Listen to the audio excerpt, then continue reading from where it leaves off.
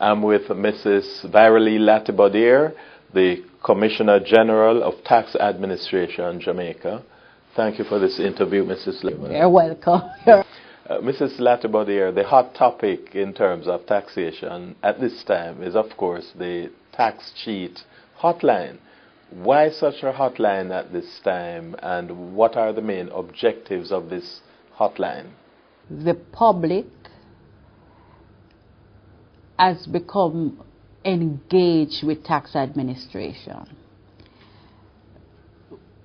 In wanting to participate in the new approach, it was suggested that several persons are out there not paying their taxes, their fair share of taxes.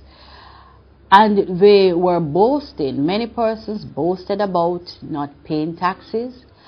And the public said it is time for all to pay so that we can reduce our tax rates in the future, in particular the PAYE, pay as you earn. So we have started to get reports from the public of persons who are not in the tax system, who are non-compliant, who have never been registered, who have never paid taxes. The information that we have received so far, going through the various tax offices, have proven to be good information, and we have investigated, and out of those investigations, we have been able to increase and broaden the tax net. In response to that, we realized that in Jamaica, in order to do that, you would have to have a secured way of doing that. We further engaged the public, and they suggested that a secured line like Crime Stop would do the job, and they would be very comfortable. About a year ago, we started on this journey. We got the line, we trained the staff in our customer care center with the forensic data mining intelligence unit who would have the intelligence gathering. We formulated the processes. We tested it for a while since last year, September. It has worked very well. And hence, it is now fully launched to the public because we are prepared.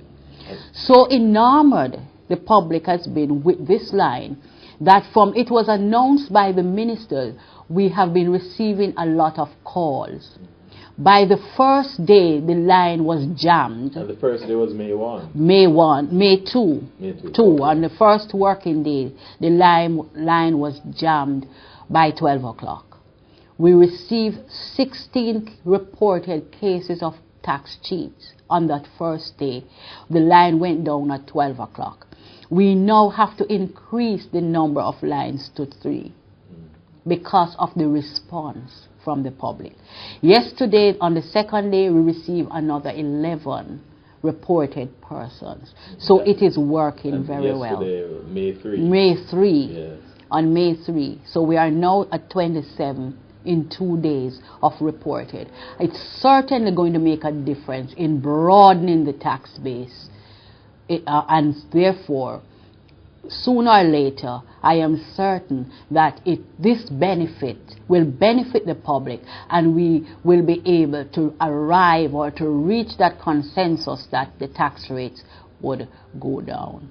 Mrs. Latibeaudiere, under this tax cheat hotline program, how do you guarantee that some of the calls are not grudge calls? Because these things do happen in our society. We receive all calls, right? And they are processed through intelligence gathering and investigation.